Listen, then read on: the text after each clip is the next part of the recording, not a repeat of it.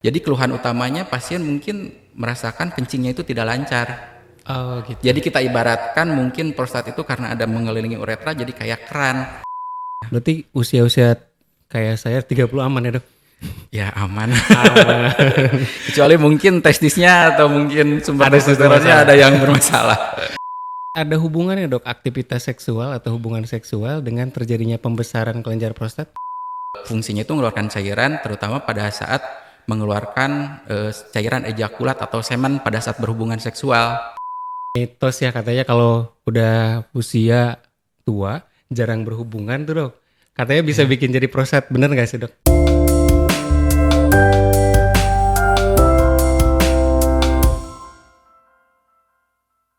Assalamualaikum warahmatullahi wabarakatuh. Selamat pagi sahabat RSUD Majalengka. Di podcast kita kali ini kita akan membahas satu topik yang katanya penyakit ini diderita lebih dari 50% pada laki-laki yang berusia di atas 50 tahun, yaitu penyakit prostat. Nah, bersama saya sudah ada narasumber kita, yaitu Dr. Rizky Ramdhani, spesialis urologi. Dokter, selamat pagi. Selamat pagi Kang Indra, selamat pagi warga Majalengka. Apa kabar dok hari Kabar ini? baik Kang ya. Dok, sebelum kita mulai saya mau nanya dulu dok. Sebetulnya spesialis urologi ini menangani apa sih dok? Jadi spesialis urologi itu merupakan masih cabang dari ilmu bedah, namun terutama menangani kelainan-kelainan di bidang saluran kencing dari ginjal, ureter, kandung kencing, prostat dan saluran kencing di bawah di uretra. Oke. Itu termasuk di anak-anak, usia dewasa muda dan orang tua, dan terutama mungkin tambahannya ada di organ reproduksi laki-laki juga. Cukup luas ya dok ya, dan cukup lengkap ya. Betul, Dari cakupannya anak memang sampai luas. dewasa berarti ya Betul. penanganannya. Nah ini kita di Rumah Sakit Majalengka juga sebentar lagi insya Allah akan buka ya poliklinik spesialis urologi dok. Ya betul. Dok, berkaitan dengan topik yang tadi dok tentang pembesaran kelenjar prostat, sebetulnya apa sih dok itu penyakit kelenjar prostat itu? Jadi di masyarakat sendiri sebetulnya ada salah persepsi, disebutkan bahwa prostat itu penyakit, semua gangguan kencing laki-laki usia tua dibilangnya prostat, padahal sebetulnya prostat sendiri itu bukan suatu penyakit. Prostat itu adalah suatu organ kelenjar di mana setiap laki-laki itu mempunyai organ tersebut dari lahir sampai usia tua. Namun organ tersebut, prostat tersebut kalau misalkan seiring usia bertambah karena pengaruh hormonal, prostat tersebut jadi bisa membesar, dan kebetulan karena lokasinya prostat tersebut kelenjarnya ada di bawah kandung kencing, kalau pembesarannya sampai menekan saluran kencing jadi terjadi suatu penyakit yang disebut pembesaran prostat jinak gitu. Jadi memang alamiahnya membesar sendiri ya dok? Betul, membesar sendiri, cuman walaupun membesar terutama di atas 50 tahun karena pengaruh hormonal, ada yang bergejala ada yang tidak Oh gitu. gitu. Dan gejala tersebut tidak dipengaruhi oleh ukuran prostatnya. Kadang ada yang ukuran prostatnya hanya 40 cc tapi bergejala, tapi ada yang ukurannya 80 100 cc tapi nggak ada gejala sama sekali. Nah sebetulnya dok, fungsi prostat sendiri itu buat apa dok? Nah, prostat itu kan suatu kelenjar. Jadi sama halnya seperti kelenjar air liur, kelenjar keringat. Jadi ada tugasnya mengeluarkan cairan atau sekresi ya. Nah, fungsinya itu mengeluarkan cairan terutama pada saat mengeluarkan cairan ejakulat atau semen pada saat berhubungan seksual. Jadi bersama dengan kelenjar lainnya vesicula seminalis itu mengeluarkan cairan ejakulat, tugasnya cairan tersebut untuk memberi nutrisi sperma pada saat ejakulasi. Jadi kalau sperma dihasilkan di testis, nah cairannya, pelumasnya untuk pada saat sperma masuk ke organ reproduksi wanita itu dari prostat. Berarti ada hubungannya dok aktivitas seksual atau hubungan seksual dengan terjadinya pembesaran kelenjar prostat? Nah sebetulnya untuk hubungan seksual sendiri ke pembesaran prostat itu tidak ada, karena kembali lagi kan karena pengaruh hormonal. Cuman mungkin dulu sekitar tahun 90 ada satu penelitian dibilang dari penelitian tersebut bahwa laki-laki yang melakukan ejakulasi dalam 1 bulan sekitar 21 kali itu katanya bisa menurunkan resiko kanker prostat, tapi bukan pembesaran prostat. Cuman memang buktinya lemah dan hanya satu penelitian, jadi kurang kuat mungkin buktinya. Kan ada juga dunia mitos ya katanya kalau udah usia tua jarang berhubungan tuh dok. Katanya bisa bikin jadi prostat, bener nggak sih dok? Enggak, kalau enggak untuk ya? berhubungan enggak ada. Jadi mitos ya. Memang murni karena perjalanan usia. Oh karena memang perjalanan usia. Dan pengaruhnya ke hormonal yaitu Jadi ya hormon testosteron itu. di usia berapa dok? Berarti mulai terjadi pembesaran itu? Ya kalau misalkan mulai ada pembesaran prosesnya karena penurunan hormonal itu mungkin sekitar usia 50-55 tahun udah mulai ada. Oh di atas 50 tahun. Iya. Berarti usia-usia kayak saya 30 aman ya dok? Ya aman. Kecuali mungkin testisnya atau mungkin sumber testosteronnya ada yang bermasalah. Nah dok, sebenarnya tadi gejalanya yang mungkin biasanya muncul sampai menjadi suatu gangguan tuh dok, yang sampai kita harus berobat ke rumah sakit apa dok? Nah untuk prostat sendiri sebetulnya disebut penyakit itu bisa dari semua usia. Semua usia. Misalkan usia muda mungkin bisa terjadi peradangan prostatitis, lalu usia tua yang tadi mungkin yang kita tahu pembesaran prostat jinak atau mungkin BPH atau bagian yang ganasnya pembesarannya karena kanker atau kanker prostat. Nah untuk gejalanya sendiri itu kan sesuai sama lokasi prostatnya sendiri, di mana lokasi prostat itu di bawah kandung kencing mengelilingi saluran kencing yang namanya uretra. Iya. Jadi kalau misalkan karena peradangan, karena pembesaran prostat jinak atau kanker, jadi keluhan utamanya pasien mungkin merasakan kencingnya itu tidak lancar. Oh gitu. Jadi kita ibaratkan mungkin prostat itu karena ada mengelilingi uretra jadi kayak keran. Kalau kerannya kita makin lama makin sempit kan kencingnya jadi nggak lancar. Jadi nggak lancar. Tapi kalau misalkan nggak membesar, nggak menekan, jadi kencingnya tetap lancar. Terus mungkin kalau misalkan saking besarnya kandung kencing nggak bisa mengeluarkan kencing karena kesumbat sama prostat, keluhan yang lainnya itu yaitu nggak bisa kencing sama sekali dan harus dipasang kateter atau salang kencing. Keluhan yang lain dok, ada nyeri mungkin atau apa dok? Keluhan yang lain, kalau misalkan disebut keluhan pertama kan tadi nggak lancar kencingnya. Nah, nggak lancar kencing itu banyak gejalanya yang harus kita perhatikan. Yang pertama itu pasien ngeluhnya kencingnya sering atau beser.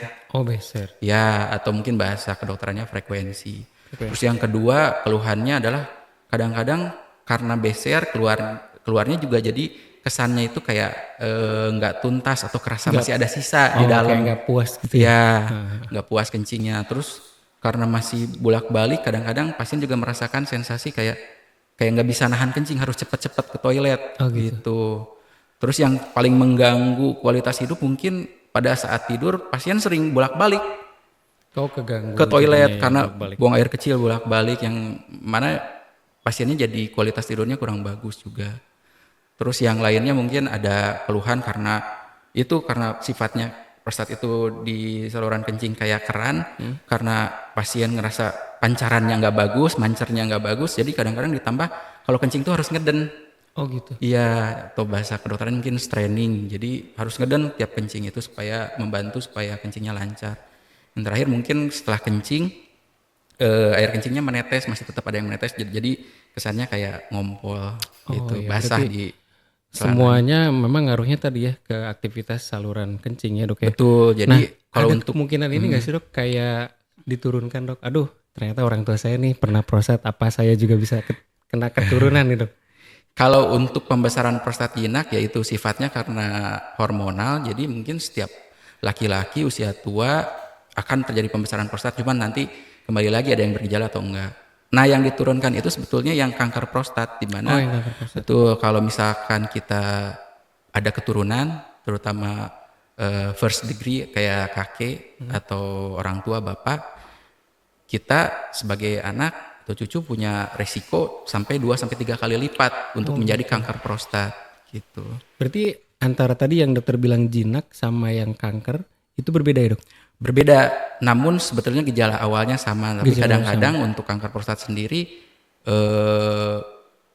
ketahuannya mungkin kadang-kadang udah telat gitu ya. Oh gitu. Mungkin udah penyebaran ke tulang gitu, karena kan sifatnya ganas jadi bisa menyebar.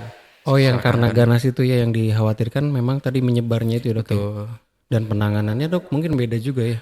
Penanganannya beda betul kalau untuk kanker. Soalnya dok tadi yang dibilang kayak aduh sering kencingnya malam hari ya, jadi bolak-balik kamar mandi. Ada juga kan kayak pasien mungkin kayak diabetes juga keluhannya seperti itu juga ya. Betul. Keluar kencingnya jadinya malam hari bolak-balik. Makanya mungkin kadang-kadang masyarakat jadi nggak sadar ya dok ya. Nih kalau yang mungkin punya diabetes tema ya udah murni ini mah dari diabetesnya gitu ya. Ya, Tapi ternyata betul. yang lain dok. Nah mungkin pencegahan dulu dok supaya kita tetap menjaga kesehatan prostat kita nih dok. Seperti apa?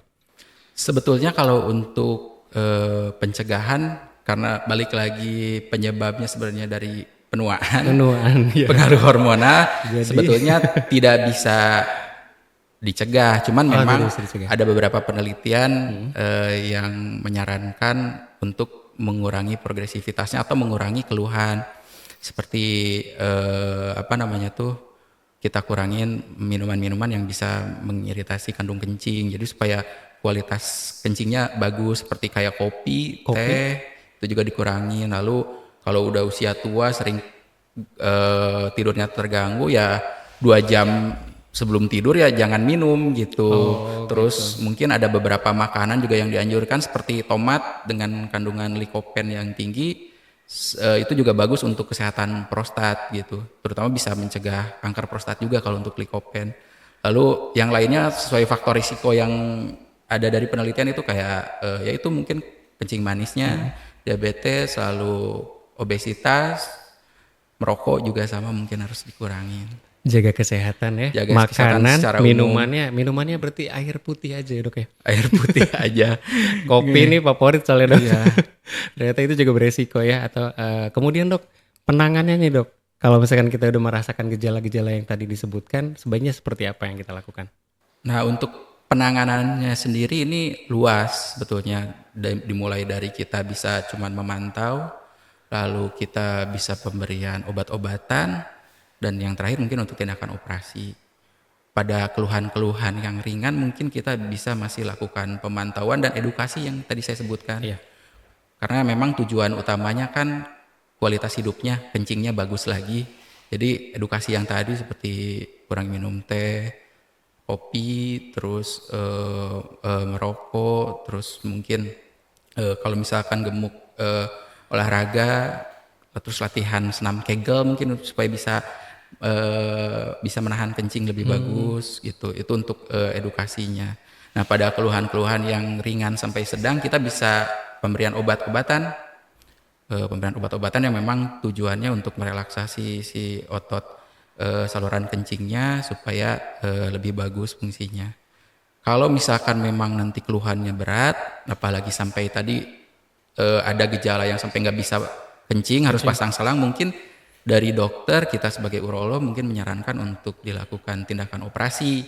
Karena bila dibiarkan sampai nggak bisa kencing, akan terjadi komplikasi. Kan kita takutnya nggak bisa kencing, ada aliran balik urin ke ginjal yang mengakibatkan ginjalnya bengkak. Dibiarkan bisa jadi batu juga, infeksi. Makanya mungkin kalau pasien sudah tidak bisa kencing, apalagi berkali-kali dipasang selang, mungkin kita sarankan untuk tindakan operasi. Untuk tindakan operasi sendiri sih luas. Kalau misalkan di daerahnya belum ada dokter urologi, dengan dokter bedah umum dilakukan tindakan operasi terbuka. Lalu kalau misalkan sudah ada urolog, kita biasa lakukan tindakan operasinya yang minimal invasif, jadi tidak ada sayatan dengan menggunakan teropong atau mungkin bahasa medisnya TURP, transurethral resection prostat. Itu biasanya kita lakukan tindakan kurang lebih 1 jam, biasanya sih kurang 1 jam. Nanti mungkin dipasang kateter sampai 5 hari. Nanti setelah itu kita lakukan pemantauan apakah kualitas kencingnya bagus atau enggak. Oke, penanganannya lumayan banyak ya, tergantung tadi dari keluhan dan gejalanya. Betul. Dok, mungkin terakhir nih dok, closing statement dok untuk menjaga kesehatan prostat seperti apa dok?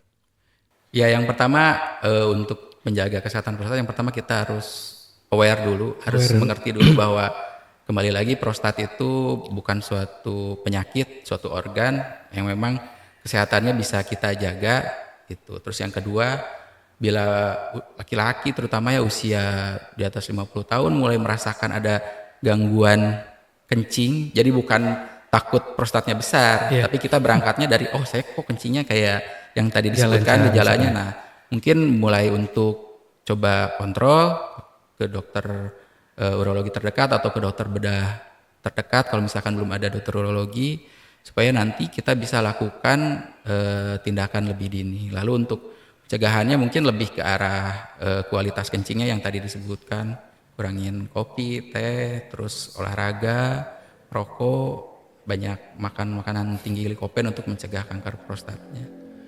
Oke dokter, terima kasih banyak, informasinya sangat jelas, sangat bermanfaat Sama-sama. pastinya untuk kita semua. Demikian sahabat RSUD Majalengka untuk podcast kita hari ini. Stay healthy, stay safety, dan sampai jumpa di podcast kita selanjutnya. Assalamualaikum warahmatullahi wabarakatuh.